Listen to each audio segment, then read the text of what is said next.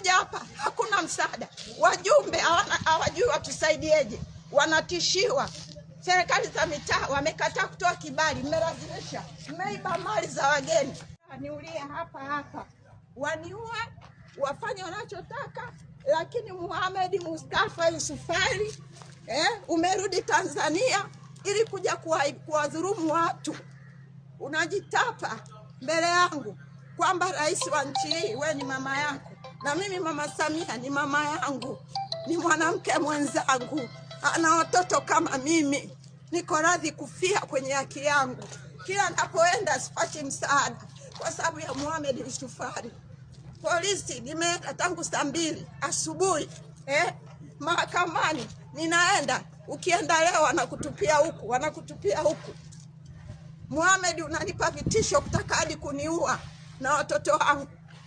Kwa sababu unadai ulimkopesha mume wangu shilingi milioni 100. Hii nyumba hii inaweza kuwa na thamani ya milioni 100.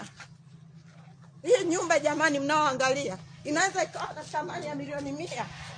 Unakuja kudhulumu yatima, unamdhulumu mjane asiye na hatia. Umetengeneza hati za kufoji, umefoji kila document.